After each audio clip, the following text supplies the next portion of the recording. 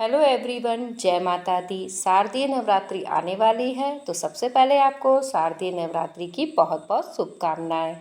नवरात्रि में हमें कलश स्थापना के लिए किन किन सामग्रियों की ज़रूरत होगी और कलश स्थापना हमें कैसे करनी है, आज की वीडियो में मैं आपको संपूर्ण जानकारी दूंगी। तो देखिए, सबसे पहले हमें कलश की ज़रूरत होगी। तो कलश आप पीतल का भी ले सकते हैं, मिट्टी का भी कलश ले सकते हैं। और कलश में भरने के लिए हमें 1 लोटे शुद्ध जल की जरूरत होगी। तो हमने 1 लोटे में शुद्ध जल ले लिया है और हमें चाहिए कलश स्थापना के लिए। देखिए, अगर आपको इस तरीके से आम के पत्ते की टहनी मिल जाए तो बहुत ही अच्छा है, नहीं तो अगर आपको अशोक के पत्ते भी मिल जाए या आम के पत्ते मिल जाए तो आप वो भी ले सकते हैं। टहनी जो रहती है तो ये सूखती नहीं है, ये 9 दिन इसी तरीके से हरी भरी बनी रहती है। हमने नारियल ले लिया है। हमें देखिए पानी वाला नारियल लेना है। नारियल आप ज़रूर चेक करके लीजिएगा कि उसमें पानी है कि नहीं है। हमें चुनरी चाहिए और कलश के अंदर डालने के लिए हमें हल्दी की गांठ, सिक्का, सुपारी, 2 लौंग, इलायची। आप कलश स्थापना में इन 5 चीज़ों को ज़रूर डालें। और आपको जो लौंग लेनी है वो साबुत होनी चाहिए, खड़ी होनी चाहिए, टूटी न रहे लौंग।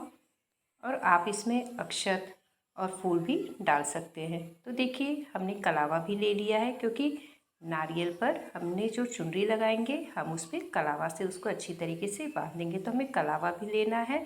और हमने लिया है चावल। चावल जो है, अक्षत जो है, साबुत होने चाहिए। चावल जो है अधिक मात्रा में लेनी है कलश स्थापना के लिए भी। और कलश के ऊपर एक पूर्ण पात्र भर के भी हमें चावल का रखना है। तो चावल में आप थोड़ी सी हल्दी ज़रूर डाल दीजिएगा।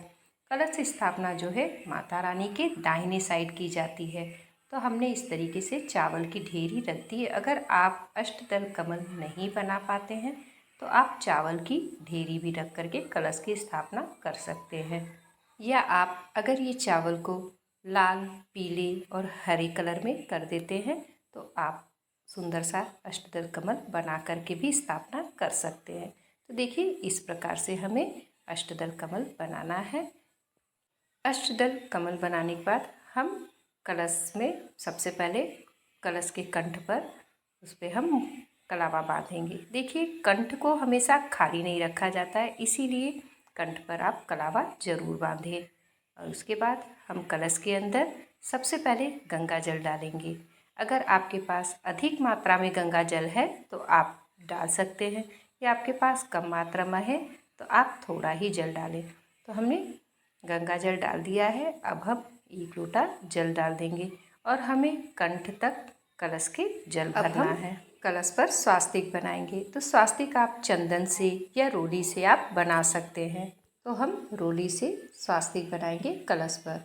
कलश पे स्वास्तिक आप जरूर बनाइए। देखिए, बहुत लोग कलश की स्थापना करते हैं ज्वारे जिस पे बोते हैं, जिस मिट्टी के बर्तन में, उस बर्तन पे कलश को स्थापित करते हैं।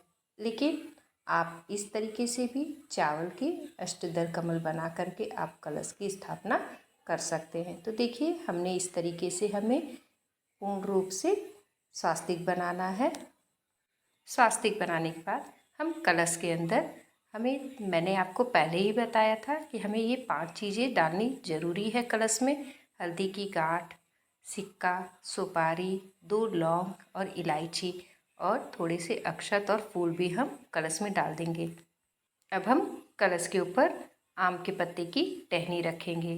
टहनी पे हमने चंदन से और रोली से हमने तिलक कर लिया है। अब हम एक प्लेट में पूर्ण पात्र भर के, यानी हम चावल भर करके रखेंगे।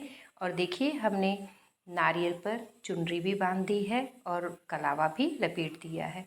तो जो नारियल का मुख है वो साधक की तरफ होना चाहिए। तो हम नारियल को इस तरीके से, जो हमने पूर्ण पात्र रखा है कलश के ऊपर, हमें इस तरीके से नारियल को रख देना है।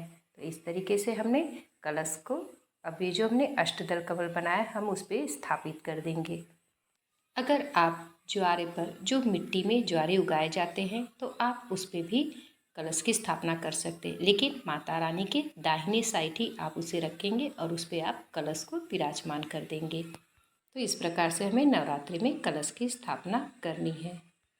तो फ्रेंड्स, आपको नवरात्रि में कलश स्थापना की ये वीडियो थोड़ी भी आपके लिए यूज़फुल हो तो प्लीज़ चैनल को ज़रूर लाइक करिएगा।